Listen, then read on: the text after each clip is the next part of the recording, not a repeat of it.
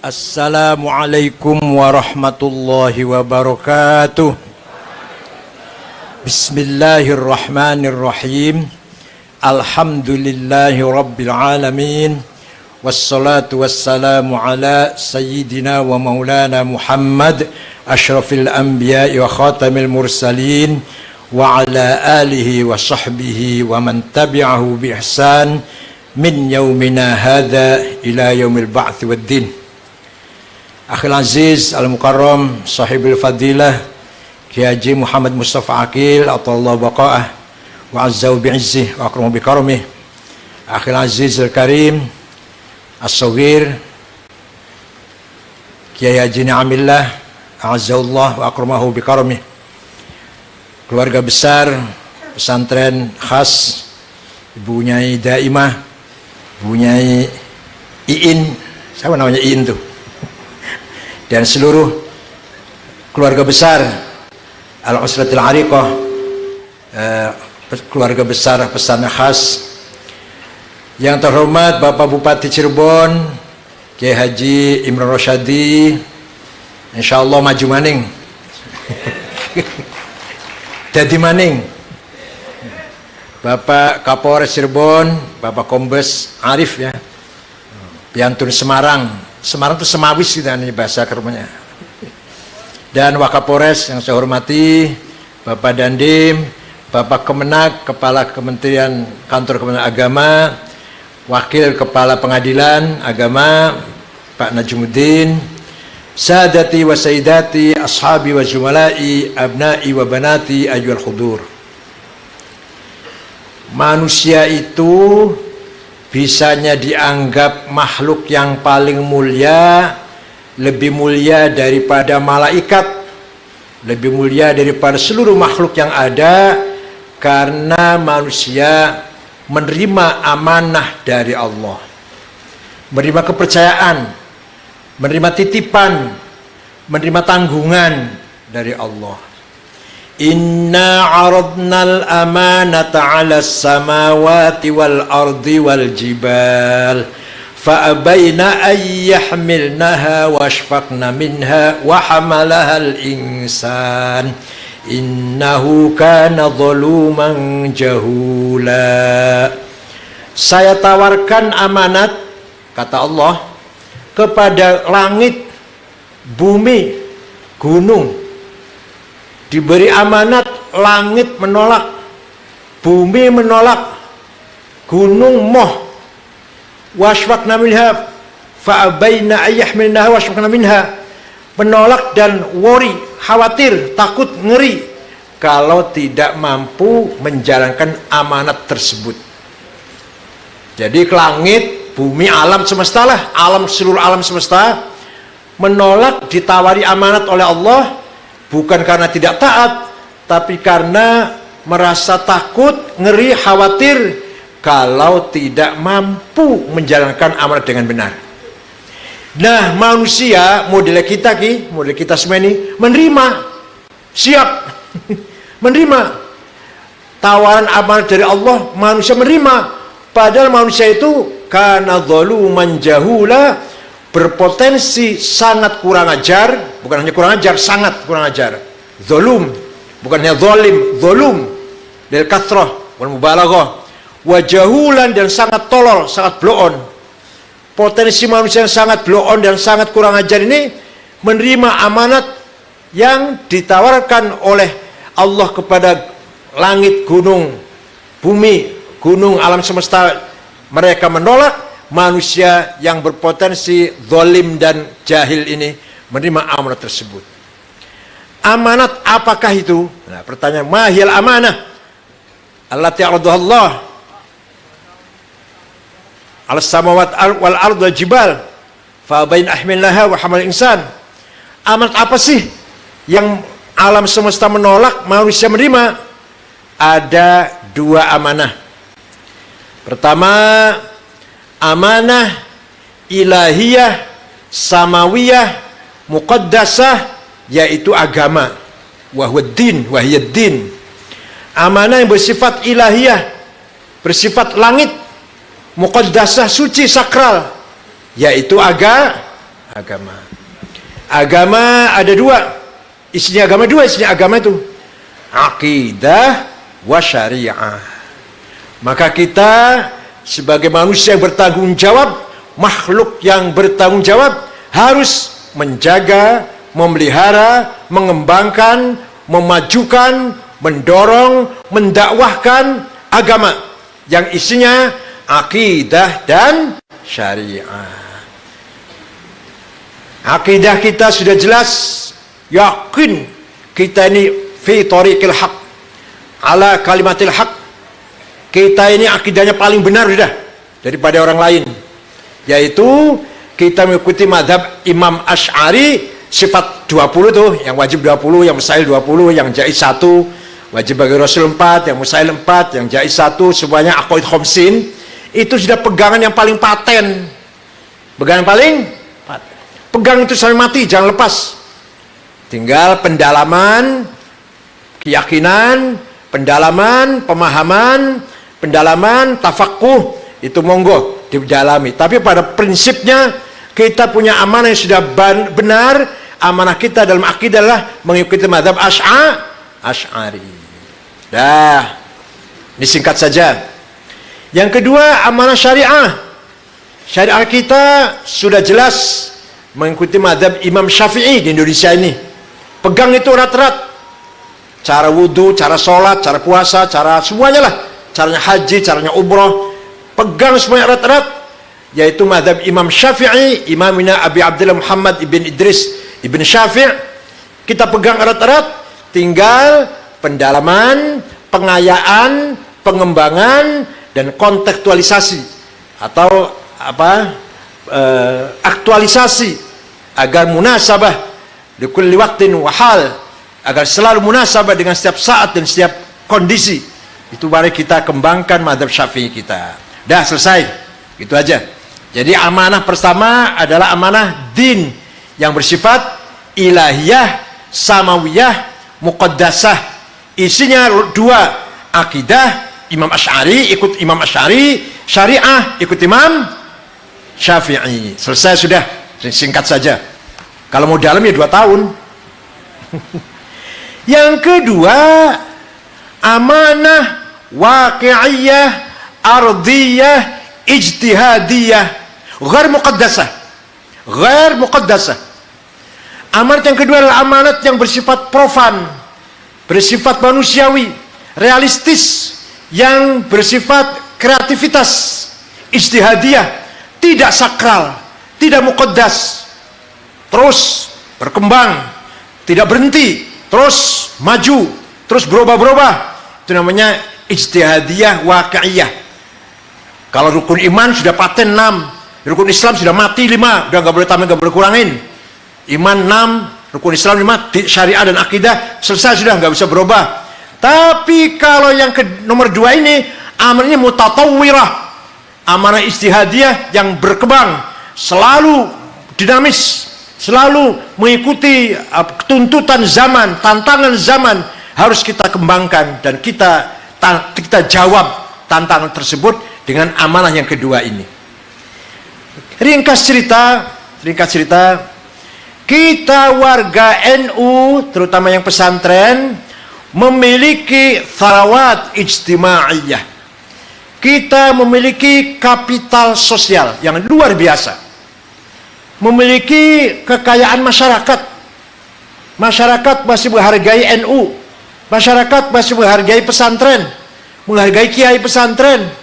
Masyarakat Cirebon dan sekitarnya lah, bukan hanya Cirebon, masyarakat Indonesia masih menghargai kiai-kiai pesantren, para ulama pesantren. Ini kekayaan ijtimaiyah yang harus dijaga, harus dipelihara, harus dikembangkan. Tidak lepas dari jasanya para ulama leluhur kita, para aulia, terutama Wali Songo, yang telah membangun membangun masyarakat Indonesia atau Nusantara dengan susah payah dan berhasil memiliki tipologi, memiliki mumayyizat, khosais yang beda dengan masyarakat-masyarakat di dunia lain. Nah, bagaimana para Wali Songo ketika mendakwahkan Islam dengan pendekatan thaqafah dan hadarah, bukan pendekatan silah, aslihah, qitaliyah, tidak dengan perang, tidak dengan bisyiddah wa tatarruf, tapi bitsaqafah wal hadarah, pendekatan budaya, pendekatan akhlak, pendekatan peradaban. Bagaimana Wali Songo membangun hubungan harmonis antara agama dan kemasyarakatan, antara teologi, iman syariah dan iman syariah, akidah dengan kondisi masyarakat. Harmonis. Itu kesuksesan, kelebihan khosais para Wali Songo di Indonesia, di Nusantara ini. Contoh yang gampang sering kalau contohkan banyak. Contoh bedug. Bedug kan apa? Alat musiknya goyang kerawang ya, goyang kerawang. Asal mulanya bedug itu alat musik goyang kerawang. Oleh Wali Songo tidak dilarang, haram, bakar, kepukin, enggak begitu, enggak. Bakar itu bedug, haram, enggak begitu, enggak seperti itu. Apa? Biar bedug jangan dilestarikan, jangan dilarang. Bedug tidak dilarang. Tapi yang tadinya bedug itu untuk alat musik goyang kerawang, jaipongan, teng Semarang betul jaipongan Pak Kumbes. Sini betul goyang kerawang. Niku nek dibedugi enak niku. Golek-golek enak niku, serem niku nek dibedugin. Yang tadinya bedug itu alat goyang kerawang, tari-tarian, dijadikan apa? Alat memanggil orang masuk sholat. Sudah saatnya waktu sholat tiba, bedug berbunyi, orang ayo kita berjamaah ke masjid. Ya Allah, bedug itu bedugnya tadinya itu merupakan hasil kreativitas masyarakat Nusantara untuk alat musik, tapi oleh Wali Songo tidak ditolak, diakuin, dirawat, dipelihara, bukan untuk tari-tarian, tapi untuk alat panggil orang namanya kita melihat bagaimana Wali Songo tathqif sya'b, memajukan peradaban di tengah-tengah masyarakat, menyebarkan Islam tidak dengan kekerasan, tidak dengan ancaman, tidak dengan diskriminasi. Nah ini yang di Timur Tengah tidak ada. Contoh Taliban ya, Roknang Taliban. Taliban itu asalnya jamak dari kata tolib. Kalau bahasa Arabnya tolabah atau tulab. Di bahasa Pakistan, bahasa Afghanistan sama, jamaknya tolib menjadi Taliban. Maknanya mahasiswa, pelajar mananya. Nah, ketika menghadapi Soviet, lahirlah Taliban, didirikan oleh para ulama, para intelektual itu. Gerakan intelektual itu sebenarnya membangun aktivitas semangat berjuang untuk mengusir Soviet. Nah, kemudian bergabunglah dalam perjuangan itu, sama-sama perjuangan itu dengan mujahidin yang lain. Ada dari Al-Qaeda, ada dari kelompok-kelompok yang lain, dari Wahabi, ada dari Syiahnya juga, sama-sama mujahidin melawan Soviet. Dilatih oleh Amerika, disenjatai, yang belikan senjata Saudi Arabia, sampai habis 450 juta dolar. Hitung dewek rupiah piralah. 450 juta dolar membentuk kekuatan mujahidin untuk melawan Soviet ketika itu. Ringkas cerita, Soviet masuk dengan segala kekejamannya itu, dilawan oleh mujahidin bertahun-tahun. Kurang dari 10 tahun sih, kurang dari 10 tahun. Soviet lari, terbirit-birit, kalah. Begitu Soviet lari, Raja Fahad panggil-panggil, sudah, jihadnya sudah selesai. Jihadnya sudah selesai, Soviet sudah lari, sudah nggak ada lagi mujahidin. Ayo pulang. Yang dari Saudi pulang, yang dari Indonesia sana pulang, yang dari mana-mana pulang. Yang pulang ya pulang, yang pulang banyak ke Saudi. Yang tidak pulang ada banyak. Antara lain Usamah bin Laden dan Ayman al-Zawahiri. Usamah bin Laden dan Ayman al-Zawahiri meneruskan perjuangan, menurut mereka, menurut dia ini, perjuangan melawan kafir, melawan yang dulu kita lawan Soviet, sekarang kita lawan bos kita sendiri, yaitu Amerika. Nah, disitulah kemudian lahir pula ISIS, macam-macam lahir kelompok-kelompok yang keras radikal itu. Kejadian 11 September dua gedung di New York ditabrak pesawat, Amerika marah, bom Afghanistan dibom, Al-Qaeda dibom. Di sini terjadi gabungan antara ISIS, Al-Qaeda, dan Taliban. Taliban yang tadinya anti Wahabi, karena Qaeda Wahabi, Hikmatyar itu Wahabi, Hikmatyar, Osama bin Laden itu Wahabi. Yang tadinya Taliban anti Wahabi sekarang menjadi satu sama-sama menghadapi musuh yang sama, yaitu penjajahan menurut mereka, penjajahan Amerika. Amerika bercokol di Afghanistan, melatih pasukan yang cenderung untuk mengikuti kehendak Amerika. Berilah beberapa pemerintahan, Burhanuddin Rabbani, dan kemarin siapa? Hamid Karzai, Burhanuddin Rabbani, yang sekarang lari Ghani Ashraf, Abdul Ghani Ashraf. Itu semua bikin Amerika yang moderat, yang sekuler. Sekuler sih tidak ya, sekuler sih tidak. Tapi ya bukan negara Islam lah, negara nasional gitu loh. Pemikirannya nasionalisme, bukan Islam, bukan moderat. Orang Islam baik-baik. Burhanuddin Rabbani ulama lah, boleh dibilang ulama. Nah, disinilah terjadi pecah yang sangat luar biasa. Satu kelompok anti Amerika membabi buta. Apapun yang datang dari Amerika lawan. Apapun yang ide dari Amerika bukan Islam, kafir. Apapun yang dari Amerika kita tolak. Itu Al-Qaeda, Taliban, ISIS. Maka Taliban menjadi radikal. Tadinya tidak radikal. Setelah bubarnya Soviet, terbentuk pemerintahan bikinan Amerika, gampangannya Taliban menjadi radikal sama-sama dengan Al-Qaeda. Taliban sendiri sebenarnya juga ada banyak kelompok itu. Ada kalau 3 itu yang besar, nggak satu nggak sebenarnya Taliban itu. Nah, begitu pula Amerika bertahan, membentuk pemerintah bikinan Amerika yang moderat, yang nasionalis, membuka kebebasan perempuan, kebebasan berpolitik, demokrasi. Tapi tantangannya selama 20 tahun bom meledak di sana sini nggak pernah selesai. Padahal hanya 7 suku dan 100% Muslim. Oh iya, Taliban itu ahli sunnah akidahnya. Akidahnya Maturidiyah. Ya, fakihnya Hanafi. Tarekatnya Nasyabandiyah. Taliban itu sama dengan NU lah. Nggak ada Syiah cuma 1%. Taliban nggak ada. Di Afghanistan itu 100% Muslim, 99% Hanafi. Yang 1% Syiah. Tapi cara berpikir Taliban, cara berpikir masyarakat Afghanistan yang madhab Hanafi dan Maturidi itu, yang ahli sunnah itu, tidak sejalan dengan cara berpikir umat Islam Indonesia yang mengharmoniskan antara teologi dan budaya. Gagal mereka menggabungkan antara teologi dan budaya. Patung Buddha bongkar, tinggalan-tinggalan kerajaan zaman dulu yang sebelum Islam bongkar.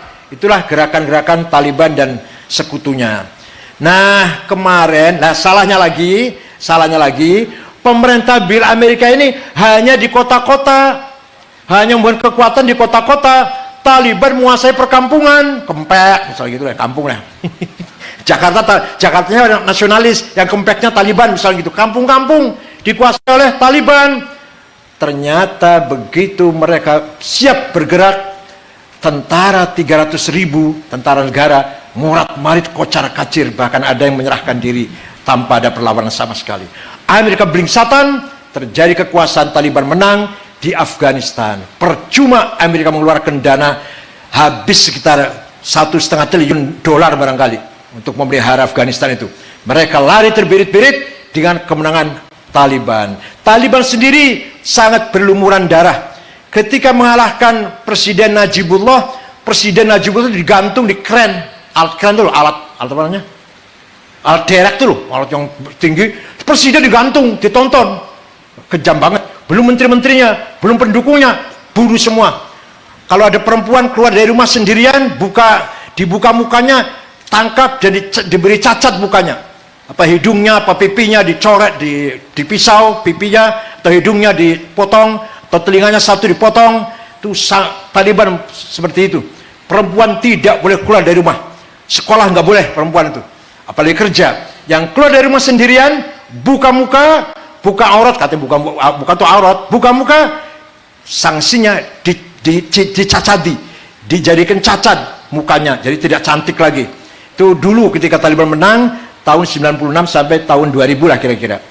Disinilah hadirin yang saya hormati, ternyata kelebihan kita di sini kelebihan Islam Wali Songo, yaitu sekali lagi saya tegaskan, tathqifus sya'b bitsaqafah al-islamiyah, mengharmoniskan antara hubungan antara teologi dan budaya. Di sana di Afghanistan contohnya, ya begitu pula di Timur Tengah semuanya lah, hubungan antara teologi, agama dan budaya belum harmonis. Ya tadi perempuan dorong keluar, barangkali semua keluar dicambuk, itu kan berarti hubungan antara budaya dan agama belum selesai, itu pemahaman agamanya. Kemarin nih penyanyi dibunuh, penyanyi yang terkenal di Afghanistan. Jadi nyanyi itu haram, tapi bunuh gak haram. Nyanyi haram, tapi membunuh gak haram. Coba, luar biasa kan cara berpikirnya, aduh luar biasa. Nah, keadaan masyarakat seperti ini di Indonesia ini, kita NU, pesantren, kiai-kiai harus memelihara, harus membina, harus menjaga, merawat, jangan sampai terpengaruh oleh ya model Taliban lah, jangan sampai model Taliban seperti itu. Akidahnya sama dengan kita Ahli Sunnah wal Jamaah, tapi cara berbudaya, cara membangun masyarakat, cara berkehidupan tidak sama sekali. Jauh antara kita dan Taliban, walaupun akidah sama. Akidah sama, sana kita Syafi'i, sana Hanafi, kita Asy'ari, sana Maturidi, sama itu, Ahlussunnah semua. Bahkan Thariqat Naqsyabandiyah, di sini juga Naqsyabandiyah banyak kan. Tapi cara bermasyarakat, bagaimana memelihara istimaiyah, morat-marit, amburadul, dengan atas nama agama mereka menghancurkan tatanan kemasyarakatan sendiri. Di kita alhamdulillah kita masih menjaga kerukunan, menjaga kekuatan sosial berkat ada Nahdlatul Ulama. Contoh, kemarin Masjid Ahmadiyah di Sintang, Kalimantan Barat dibakar, mau dibakar, nggak sampai kebakar, baru dirusak. Polisi kewalahan, yang demo, yang merosak tuh ratusan, bahkan ribuan, polisi cuma berapa orang, tentara juga ada, tidak mampu mengatasi. Segera saya perintahkan NU Kalimantan Barat, segera sadarkan mereka, kita menolak kekerasan. NU mengutuk, menolak, melarang kekerasan terhadap siapapun dengan alasan apapun. Kalau memang Ahmadiyah itu salah, bukan begitu cara meluruskan kesalahan. Kalau Ahmadiyah itu keliru, bukan begitu caranya menunjukkan kebenaran. Kalau Ahmadiyah itu sesat, bukan begitu caranya menasihati orang sesat. Bukan cara begitu. Itu saya perintahkan, alhamdulillah NU bergerak. Nah, sekarang sudah mulai reda. Dan sekarang NU lagi menuntut hukum ditegakkan, siapapun pelakunya harus dikenai sanksi hukum yang seadil-adilnya. Tidak boleh ada main hakim sendiri, siapapun atas nama apapun. Ya Allah, apa itu perintah Allah? Perintah Quran, Mas. Wala tasubbul ladzina yad'una min dunillahi fayasubbullaha adwan bighairi ilm. Kadzalika zayyana likulli ummatin amalahum. Surat apa ya? Surat An'am ya, surat An'am. Kamu jangan sekali-kali mencaci maki orang yang tidak menyembah Allah. Jangan meremehkan, jangan caci maki, jangan menghina orang yang tidak menyembah Allah. Apalagi saya merusak masjidnya, apalagi itu sama-sama Islam, beda-beda dikit. Apalagi sama-sama madhab, barangkali kita beda-beda kepentingan, 0201 sampai rusak-rusakan, nggak boleh. Caci maki nggak boleh. Wala tasubbul ladzina min dunillah, mencaci maki Kristen tidak boleh, mencaci maki Yahudi tidak boleh, mencaci maki Buddha, Hindu, Konghucu tidak boleh. Quran itu. Kadzalika zayyana likulli ummatin amalahum.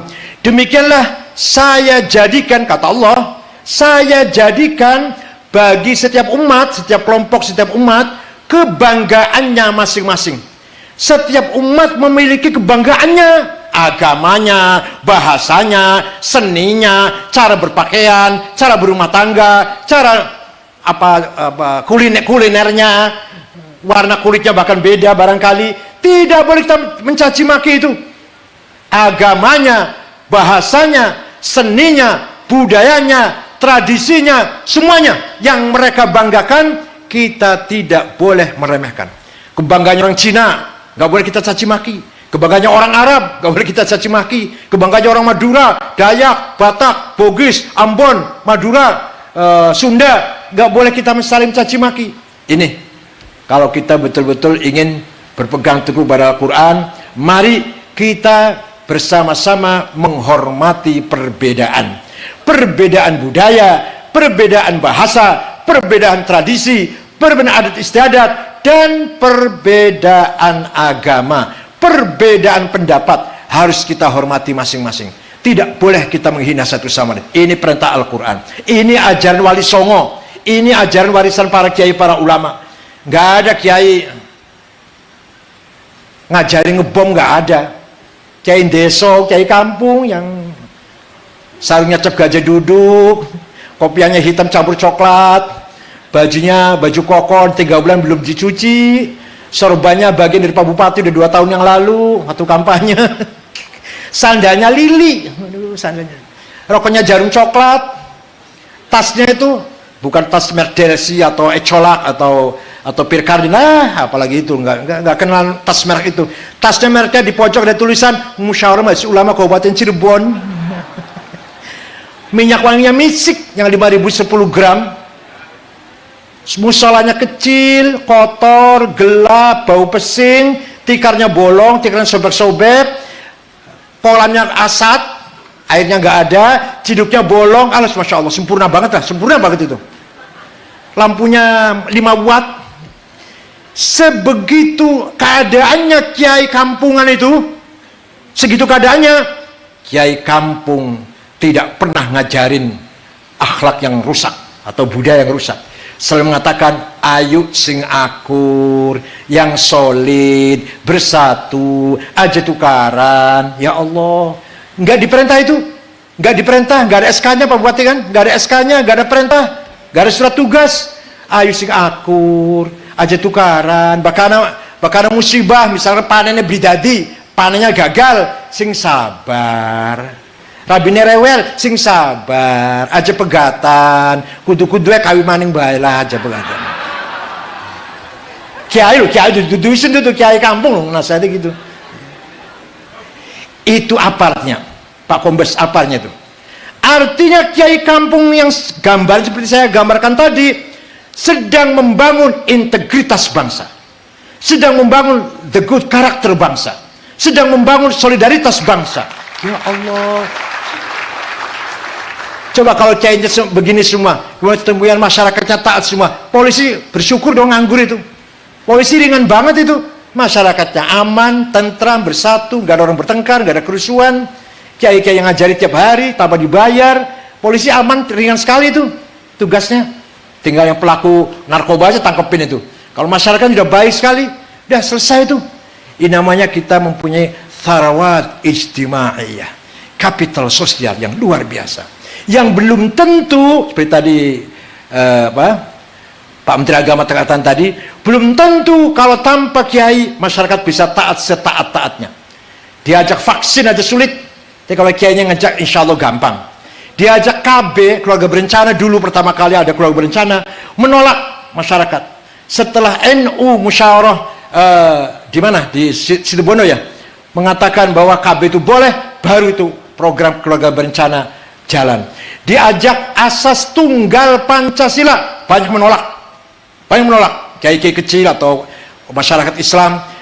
Setelah Kiai Ahmad Siddiq dan Gus Dur menerima, NU menerima asas tunggal Pancasila, semua menerima. Ketika bunga bank, masyarakat itu ragu-ragu, halal tak haram tak halal. Halal ya, halal sekali ya tidak, haram sekali ya tidak. Haram 100% tidak, halal 100% tidak, itu bunga bank itu. Begitu musyawarah muktamar NU di Jogja, di Krapyak, muktamar ke-28, memutuskan bahwa bunga bank itu syubhat, baru bank-bank desa, perbankan, BPR jalan. Masyarakat NU mendukung program perbankan di desa-desa. Karena bunga bank tidak haram gitu loh. Walaupun syubhat jatuhnya, tapi tidak haram. Ini setelah keputusan NU muktamar di Jogja, di Krapyak. Dulu ketika orang masih berpikir negara Indonesia jadi negara Islam, negara syariat Islam, begitu NU memutuskan bahwa di Banjarmasin, Mutaru Banjarmasin tahun 36, Indonesia Darussalam, bukan Darul Islam.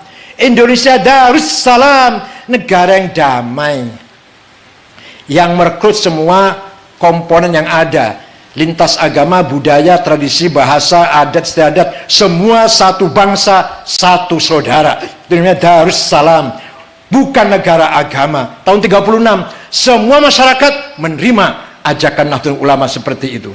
Ketika sidang BPUPKI tanggal 18 Agustus, ada 7 kata Piagam Jakarta dengan berkewajiban menjalankan syarat Islam bagi para pemeluknya. Yang non-muslim keberatan. Nanti kalau ini dijalankan, berarti negara Islam kita ini. Walaupun bagi para pemeluknya harus menjalankan syariat Islam, nanti menjadi negara syariat Islam. Yang dari Indonesia Timur, yang non-muslim menolak. NU Kiai Wahid Hashim, bapaknya Gus Dur, atas izin dari bapaknya Kiai Hasyim Asy'ari, setuju. 7 kata dicoret, setuju. Yang penting apa? Yang penting Indonesia kuat dulu, bersatu dulu. Negara ini baru lahir, aduh baru merdeka kemarin, kuat dulu, bersatu dulu, baru nanti di atas negara yang kuat, di atas negara yang bersatu, di atas bangsa yang kokoh persatuannya, ayo kita dakwah, pengajian, madrasah, pesantren, apa sajalah pendidikan agama, di atas negara yang kuat. Nah kalau negaranya perang saudara kayak Afghanistan, mana mungkin ada orang ngaji, ada orang dakwah, ada orang nulis disertasi tentang ilmu tafsir atau hadis, mana mungkin. Ada ilmu Islam lagi dikaji sekarang, perang terus, bom meledak terus, peluru di mana-mana, nyasar kemana-mana. Itu namanya kebijakan, hikmah, wisdom yang luar biasa yang diberikan atau dihadiahkan oleh para leluhur kita. Itu namanya hikmah, wisdom, kebijakan. Luar biasa kebijakan itu. Tidak ada di kitabnya, tidak ada di pelajaran, tapi sikap hati yang arif itu dari para ulama NU. Dengan kebijakan, dengan wisdom, kita pelihara keutuhan, kekuatan, persatuan bangsa ini. Itulah yang saya maksud dengan Islam Nusantara.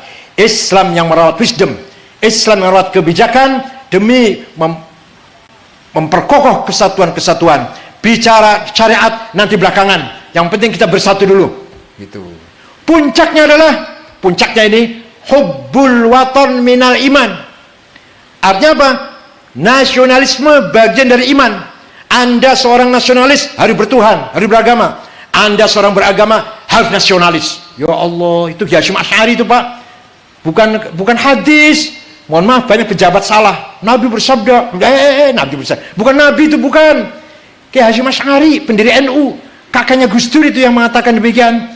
Tahun 1916, hubbul waton minal iman. Nasionalisme bagian dari iman. Kalau Anda beriman, beragama, harus cinta tanah air. Kalau Anda cinta tanah air, harus cinta merah putih. Cinta merah putih, cinta lagu Indonesia Raya, cinta Pancasila, cinta Undang-Undang 45, cinta Bhinneka Tunggal Ika. Panjang itu. Bukan hanya dipidatokan hubbul waton iman, cinta tanah air bagian dari iman. Konsekuensinya panjang. Jaga Pancasila, jaga Undang-Undang 45, jaga Kebhinnekaan Tunggal Ika, jaga lagu Indonesia Raya, hormati lagu Indonesia Raya, jaga hormati bendera merah putih. Panjang sekali itu. Demi bangsa, demi tanah air, kita kita kalahkan semuanya. Kita prioritaskan kebesaran, kemuliaan tanah air kita. Itu namanya hubbul waton minal iman. Itu namanya tathqifus sya'b, bagaimana membangun peradaban tengah-tengah masyarakat. Nah, kita mempunyai tharawat ijtimaiyah yang luar biasa. Yang kedua, kita mempunyai tharawat syiariyah, kekayaan simbol. Ya Allah, penting juga ini, walaupun bukan prinsip ya, tapi penting. Simbol itu apa sih? Plang. Nah, tentu ulama, prinsip betul, prinsip tidak? Ya bukan prinsip, bukan simbol saja kok, tapi penting. Kalau nggak ada simbolnya, seperti nggak ada NU dong. Masuk desa Kempek kalau nggak ada plang NU, nggak ada orang NU ini, kan gitu. Bahasa satu desa, satu kecamatan, kok nggak ada plang NU sama sekali. Ini ada NU apa nggak di sini? Ini perlu dijaga, perlu dipelihara, perlu dikembangkan. Dan perlu dipahami arti dari simbol. Simbol adalah arti eksistensi kita. Dengan adanya plang Nahdlatul Ulama, berarti kita ada. NU ada di sini, kayak NU ada nih. Itu buktinya itu ada Nahdlatul Ulama, ada plangnya. Bahkan orang-orang Wahabi biasa lebih takut pada plang daripada pada orangnya. Kalau mau ceramah di sana ada plang NU-nya, nggak berani nyaci maki tahlilan, nggak berani, takut pada plang. Tapi dengan orang NU-nya kadang nggak takut, dengan plangnya lebih takut. Oleh karena itu, tharawat syiariyah ini harus kita pelihara. Simbol-simbol NU, tahlilan, simbol. Manakiban, haul, simbol. Apa tadi? Ngupati ya, ngupati. Ngupati, tahlilan, 7 hari, 40 hari, 100 hari. Cuma simbol. Istighothah, ziarah kubur, simbol-simbol, syiar-syiar, syair. Itu artinya apa? Kekayaan kita, milik kita, kita yang punyai. Jangan sampai digrogotin oleh orang. Jangan sampai dihina orang. Jangan sampai dihapus oleh orang. Gerakan-gerakan radikal ini sengaja mencoba menjauhkan hubungan antara masyarakat dan kiai. Selama ini umat Islam Indonesia, apa kata kiai? Gimana caranya supaya rakyat itu, masyarakat nggak begitu taat pada kiai lah. Maka mulai dicaci maki tahlil, caci maki lah maulid nabi, caci maki ziarah kubur, tawassul, supaya hubungan antara masyarakat dan kiai renggang.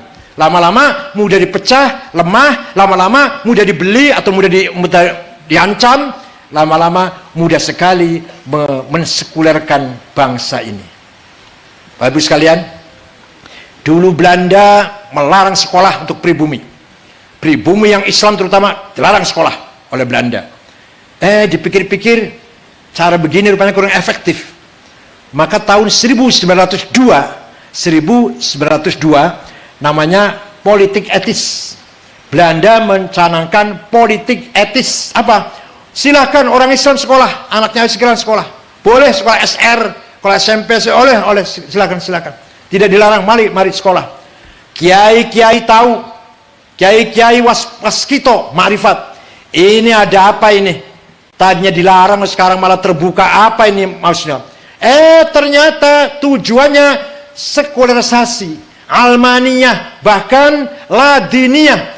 Bagaimana masyarakat Islam Indonesia sekuler? Bagaimana masyarakat Islam Indonesia menjadi mulhid, menjadi ateis, atau yang tidak penting memahami agama lah, nggak mengenal agama dengan benar. Bagaimana agama tinggal simbolnya saja.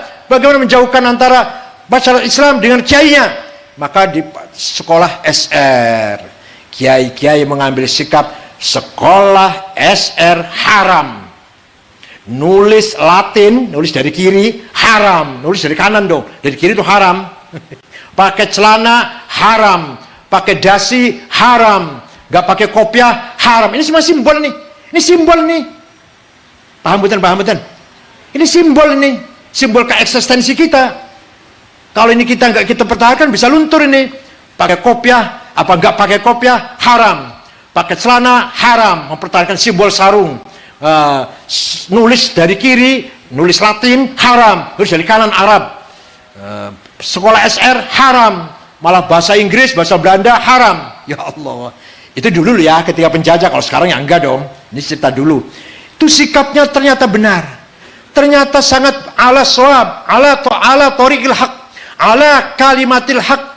Sikap kiai melarang sekolah anak-anak Islam itu sangat benar, sehingga mayoritas umat Islam Indonesia selamat dari sekularisasi, selamat dari gerakan menjauhkan masyarakat dengan agama.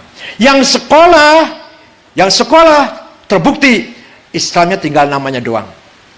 Syukur bisa baca Fatihah, untung masih. Syukur-syukur bisa baca Fatihah. Islamnya tinggal nama saja. Islamnya tinggal khitan dan apa? Khitan dan nikah dan mati aja gitu ya. Itu jelas sekuler. Nah, oleh karena itu sikap ulama mempertahankan simbol itu yang sangat luar biasa kita acungi jempol. Sekarang sudah saatnya kita berubah. SR tidak haram, SMP, SMA, universitas apapun, ilmu apapun tidak haram, tidak, karena sudah tidak lagi dengan tujuan mensekulerkan bangsa Indonesia. Paham betul? Paham betul. Ini kalau cerita haram bengen, haram mungkin dibeli, dikirakan mungkin haram. Sekian dibeli haram wes, sekolah wajib malah kudus sekolah ilmu apapun. Ya Allah, di Amerika itu pemerintahnya melarang cloning dilarang, dikembangkan. Masih bagaimanapun Amerika masih punya agama. Agama Kristen maksudnya, masih punya agama. Kalau cloning diteruskan, semrawut ini, nasab itu semrawut. Nasab, hubungan nasab semrawut ini. Gak karu-karuan. Bagaimanapun Amerika negara yang masih beragama, melarang pengembangan teknologi cloning itu. Di Cina sekarang, karena Cina nggak peduli agama, nggak penting agama, cloning dikembangkan. Sekarang sudah banyak sekali contoh-contohnya. Tikus disuntik dengan maninya atau spermanya ubur-ubur. Ubur-ubur itu binatang di pantai yang kalau kena cahaya, apa itu rembulan, apa itu lampu, menyala. Ubur itu menyala. Disuntikkan pada spermanya disuntik pada tikus. Ternyata tikus yang punya anak bulunya menyala. Ini luar biasa ini. Bagaimana mencerdaskan binatang yang tidak cerdas menjadi cerdas. Binatang yang tidak cerdas menjadi lincah. Itu sekarang dikembangkan di Cina itu. Nanti manusia pun akan seperti itu. Karena Cina tidak melarang cloning. Amerika masih melarang. Lihat dulu, ilmu sudah sampai ke sini. Kita masih ketinggalan jauh banget ke ilmu. Tapi bagaimanapun kita mengejar ketinggalan dengan pendidikan, pesantren khas juga pendidikan kita kejar. Ada STIKES, ada SMK, dan nanti akan datang ada disiplin ilmu yang akan datang. Apalagi Ahmad dibangun lagi, apa itu IT, apa itu bisnis, itu kita kembangkan lagi. Itu namanya tharawat, tharawat sya'airiyah. Yang masih kita kedodoran, sebentar, satu lagi, sarawat sia-sia. Nah, kapital politik, ini penting. Dulu para wali songo itu yang membangun kota Banten, Maulana Hasanuddin, kota Cirebon, Sunan Gunung Jati, kota Demak, Raden Fatah, kota Surabaya, Sunan Ampel. Yang membangun kota itu loh, pemerintahan, yang memegang kekuasaan, itu para wali itu. Yang jadi bupatinya lah kalau sekarang, jadi gubernurnya itu para wali. Nah, ini sia-sia yang dulu dipegang oleh para ulama, para kiai, para pejuang Islam, sekaligus pejuang nasionalis. Begitu datang penjajah, karena perlawanan terhadap penjajah sangat sulit, sangat berat, kiai-kiai meninggalkan pusat perkotaan, lari ke desa-desa, mendirikan pesantren. Sehingga setiap pejuang yang anti Belanda 100% pasti keluaran pesantren. Contoh Pangeran Diponegoro, namanya Abdul Hamid, putra Hamengkubuwono II. Itu santrinya Ki Hasan Besari, Hasan Basori sih, Hasan Besari dari Jetis Ponorogo, ngaji di sana. Santri itu begitulah ngaji pada Kiai Nur Muhammad Magelang. Ada lagi Ki Hajar Dewantoro, Ki Hajar Dewantara, itu juga santri itu, santri Klaten, Kiai Syamsuddin, Kiai gurunya namanya, dan mengatakan pendidikan yang paling ideal adalah pendidikan pesantren. Itu Ki Hajar Dewantara, itu bapak pendidikan nasional, itu mengatakan demikian. Itu artinya apa? Artinya politik dulu pernah dipegang oleh para kiai, oleh para ulama, dan mengarah kepada jalan yang benar, politik yang mendidik, politik yang berfatsun, berakhlak, bermoral, beretika, mensejahterakan rakyat, menegakkan keadilan. Sekarang keadaan politik jauh dari yang kita idealkan.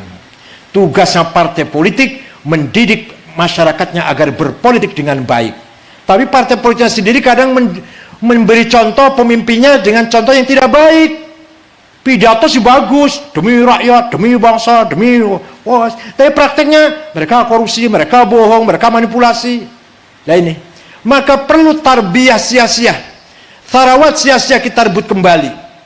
Ya, alhamdulillah sih, mulai Wakil Presiden Kiai Ma'ruf, Bupati Cirebon Kiai Imron, mulai ini tharawat sia-sia kita tarik kembali, kita kuasai lagi. Beberapa Bupati Pasuruan, Gus Irsyad, Wali Kotanya Gus Saiful, Ibu Gubernur Jawa Timur, Ibu Khofifah, Ketua Muslimat, Wakil Gubernur Jawa Tengah, Gus Yasin, walhasil Wakil Gubernur Jawa Barat, siapa?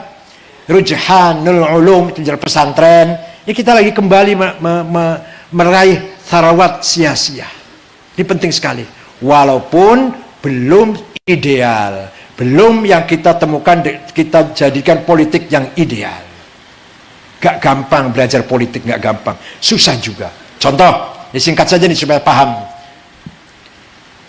Maaf ya, orang Golkar kalau pileg itu apa yang kampanye? Gak ada. Pak Bamsud ketua MPR, Pak Arilangga itu, Menteri Menko Ekonomi itu, ketika pilihan umum apa kampanye ke desa-desa, enggak, tahu-tahu jadi. Coba PKB ingin jadi, tidur di desa, muter-muterin kampung terus-terusan. Kalau enggak akan jadi. Ini artinya apa? Strategi manajemen jaringan tim working yang belum beres. Coba tokoh Golkar itu coba tahu-tahu jadi DPR. Kapan kampanye ya? Nggak pernah kampanye turun. Karena jaringannya sudah mapan. Sudah matang, berorganisasi sudah matang. Coba PKB mau jadi DPR. Mana anggota DPR tadi? PKB. Ya beli, ya enggak. Sampai gusur, tidur di musola tiap hari siang malam, pagi sore, masuk ke desa-desa kampanye supaya terpilih. Alhamdulillah terpilih. Kalau enggak ya sinalillah lah. Tapi partai yang dewasa, partai yang sudah mapan, yang sudah dewasa, matang, Golkar tidak sibuk untuk berkampanye, tokoh-tokohnya turun ke bawah, nggak sibuk. Jaringan sudah selesai, mapan sudah cara strategi politik. Ini perlu kita tiru itu, kita tiru. Nah, oleh karena itu, ini saya bukan mengatakan suka atau nggak suka, tidak. Ini contoh supaya paham, contoh paham. Tokoh Golkar jadi DPR, nggak usah turun kampanye jadi. Tokoh PKB ingin jadi, harus masuk ke desa siang malam selama 3 bulan, beberapa bulan itu. Ini bukan saya mengatakan suka nggak suka, itu loh keadaannya seperti itu. Nah, sekarang sudah dimulai wakil presiden dari NU, menteri-menteri. Ini Pak Wakil Menteri Pertanian tadi itu salah satu bendahara PBNU. Pak Harfiq Hasnul Qalb itu salah satu bendahara PBNU itu. Itu atas nama wakil dari menteri dari NU lah, wakil Menteri Pertanian ini. Pak Yakut juga ketua GP Ansor, ketua umum GP Ansor. Begitulah Ida Fauziah dari PKB, Abdul Halim Iskandar dari PKB, bagaimanapun NU lah. Pak Seknek Pratik juga kulturnya NU banget, orang Bojonegoro dan seterusnya. Walhasil beberapa komite, beberapa badan ada anak NU-nya, di KPI ada, di KPU ada, di Bawaslu ada, di mana-mana ada, di komite penyiaran, komite pelindungan anak-anak yang sedang ramai ini, dan komite di KPK ada Pak Nurul Hufron itu di KPK, di BPK ada Ahsanul Qasas itu dari Madura itu. Walhasil sudah mulai kita mendapatkan tharawat sia-sia sedikit demi sedikit, walaupun sekali lagi masih jauh dengan yang kita harapkan. Yang masih jauh dari yang kita harapkan lagi adalah apa? Tharawat maliyah, kapital finansial. Ini masih jauh dari yang kita harapkan sama sekali. Nggak mampu kita ini, belum mampu kita ini. Ayo, wong NU bersatu, sing pinter, sing cerdas, sing profesor, dokter, lawan aguan, lawan Sinarmas, lawan Jarum, bukan lawan berarti gelut. Ayo saingi. Ekonominya 50 orang kaya Indonesia nomor 1 Jarum. Uangnya 35, bahkan sekarang lebih barangkali sekarang sudah lebih. Itu 3 tahun yang lalu 35 miliar dolar. Nomor 2 Sinarmas, nomor 3 Tanoto itu apa? Pokoknya ayo lawan tuh konglomerat. Bisa nggak itu? Negara udah bebas, kita udah bebas sudah. Kalau Orde Baru barangkali kita susah untuk bergerak. Kita di salah satu kebijakan Orde Baru ada yang harus tidak boleh kaya, ada. Sekarang sudah di era reformasi, silakan kaya, silakan mendirikan perusahaan, silakan membangun ekonomi, ayo silakan bebas. Sudah bebas seperti ini, kita tidak mampu membentuk konglomerat, melahirkan satu pun belum mampu kita ini. Satu. Walaupun UKM barangkali sudah banyak berkembang, ya Pak Bupati ya di Cirebon sudah mulai berkembang, tapi masih kelas UKM. Ya masih kelas warung-warung. Itu alhamdulillah di sini jalan itu alhamdulillah panjang banget itu. Alhamdulillah ada wakaf berapa? Wakaf bergulir alhamdulillah baru 5 juta bergulir alhamdulillah semateng. Kita belum pernah kenal dengan bursa saham efek, belum kenal dengan ekonomi bursa internasional. Itu sudah mainannya orang konglomerat yang orang NU satu pun belum mengenal, belum masuk ke wilayah itu. Itu terus terang saja tharawat maliyah kita masih jauh ketinggalan. Kita punya kekayaan agama, budaya, akhlak, tradisi, simbol, Politik agak sulam lumayan, lagi berjalan dengan baik lah, lumayan. Politik lumayan. Yang masih jauh panggang dari api, yang kita harapkan adalah tharawat maliyah, capital finansial. Itu yang harus kita sadari. Padahal perjuangan mau tidak mau harus dengan uang, harus dengan duit. Al-Quran selalu mengatakan harta itu khair, wa anfiqu khairan li anfusikum. Infaklah dengan kebaikan. Itu apa? Uang. Idza hadara ahadakumul mautu in taraka khairanil wasiyah. Kalau ada orang mati meninggalkan khair, meninggalkan uang, khair pakainya bukan syar. Jadi uang itu baik, modal itu baik. Quran tidak pernah mengatakan uang itu jelek. Khair, yang jelek itu bakhilnya itu loh. Hubbud dunya, hubbul khair yang jelek. Wa innahu hubbil khairi lasyadid, itu jelek. Mencintai khair dengan sangat mencintai, dengan hubbul khair itu jelek. Tapi Quran ketika menggambarkan harta itu khair, bukan syar. Oleh karena itu kitalah yang selayaknya harus menguasai harta kekayaan alam semesta ini. Sekarang nikel luar biasa, batu bara hari ini $160 satu ton. Siapa orang NU yang sekarang bisnisnya batu bara? Jarang. Kalau toh ada juga kecil-kecilan. Nikel luar biasa. Makanya jangan heran kalau nikel membutuhkan smelter sampai 22 smelter. Smelter datangnya dari Cina. Perjanjiannya yang kerja di smelter itu 30% harus teknisi dari Cina. Maka Cina banyak sekali yang kerja di Sulawesi Tengah, Sulawesi Tenggara. Kan perjanjiannya begitu, bangun smelter. Smelter dibangun dari Cina teknologinya. Yang kerja itu harus 30% teknisi dari Cina. Ya kan ini nggak ada yang bisa kira-kira nangani smelter. Nah itulah, jadi kita ketinggalan dalam hal ekonomi sangat jauh sekali. Padahal kita tahu semuanya berjuang harus dengan uang, harus dengan harta, harus dengan kekayaan. Bukan kita mengajak cinta dunia kemudian bakhil, bukan. Mari kita cari harta dengan niat yang baik, dengan cara yang baik, dan tujuan yang baik. Itu namanya azimah, bukan hubbud dunya, bukan. Ala qadri ahlil azmi ta'til azaimu, wa ta'ti ala qadril karimil makarimu. Fatakburu fi ainis sohiri sigharuha, wa tasgharu fi ainil azimil azaimu. Menghadapi dunia ini harus kita anggap masalah kecil. Kita harus lebih besar daripada harta. Kita harus besar daripada kekayaan, agar kita mampu menguasai kekayaan alam ini, terutama di Indonesia yang kaya raya ini. Dan dengan kekayaan kita berjuang, kita jihad bi amwalihim wa anfusihim fi sabilillah. Dengan harta kita, dengan nyawa kita, pikiran, tenaga pikiran kita berjuang li alai kalimatin nahdlatul ulama. Paham nggih? Jadi kesimpulan apa yang saya omongkan nih, manusia mempunyai dua amanah. Amanah pertama ilahiyah, samawiyah, muqaddasah, yaitu agama. Agama isinya dua, akidah dan syariah. Akidah kita Asy'ari, syariah kita Syafi'i. Yang kedua, amanah ardiyah, waqi'iyah, ijtihadiyah, yaitu amanah bagaimana kita membangun, menerima amanah dari Allah, membangun kehidupan dari sisi kemasyarakatan, dari sisi kekayaan, keuangan, dari peradaban, budaya, kemajuan, ilmu dan teknologi. Itu harus kita kuasai semua. Itu juga amanah dari Allah yang diamanatkan oleh Allah kepada kita semua. Tidak cukup beragama hanya akidah dan syariah saja, tidak cukup. Agama hanya syariah dan akidah saja, tidak cukup. Tapi agama, syariah, akidah, syariah, dan hadarah wa thaqafah. Al-Islam dinul aqidah wa syariah wa dinul hadarah wa thaqafah. Syukran, selamat kepada khotimin Alfiyah, khotimin Al-Quran.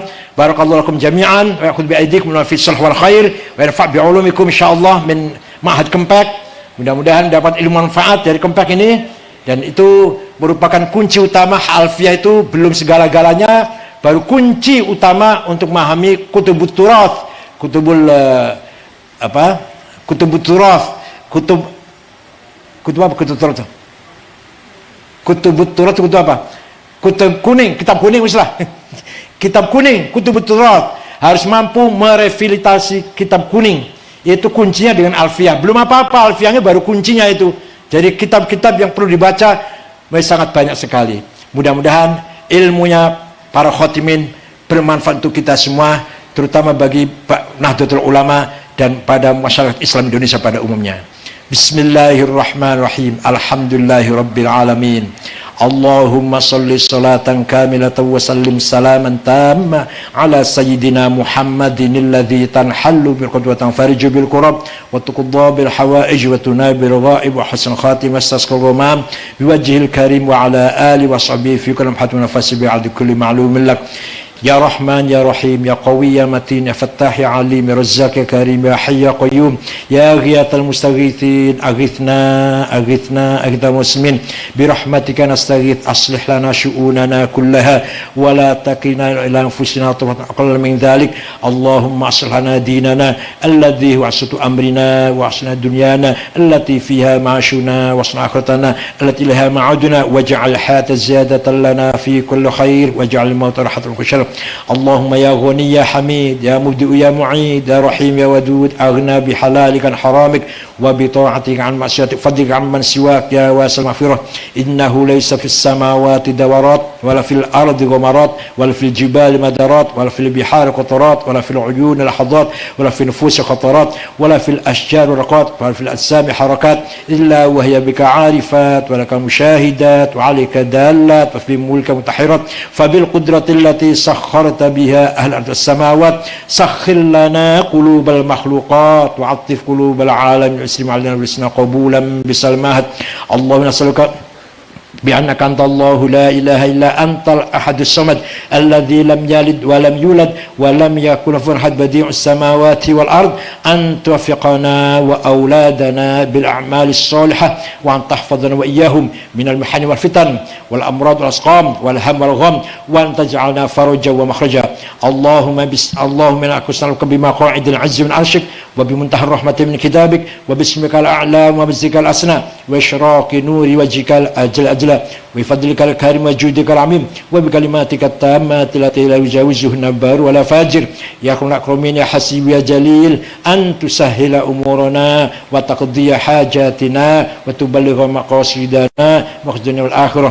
ربنا اختم لنا بالإيمان والإسلام واجعل عند انتهاء آجل هذه الدنيا آخر كلامنا كلمة لا إله إلا الله. رب يسر ولا تعسر، رب يأتنا بالخير وليتلطف ولا يشعرن بكم أحد ذا المشربة. لا خير إلا خيرك ولا طير إلا طيرك ولا إله غيرك. لا يأتي بالحسنات إلا أنت ولا يدفع السيئات إلا أنت ولا حول ولا قوة إلا بك. لا مانع لما أعطيت ولا معطي لما منعت ولا فضل الجد منك الجد. ربنا آتنا في الدنيا حسنة وفي وقنا عذاب النار. وصلى الله سيدنا محمد النبي الأمي وعلى آله وسلم. سبحان ربك رب العزة عما يصفون وسلام على المرسلين الحمد لله رب العالمين والله لكم الطريق والسلام عليكم ورحمة الله وبركاته.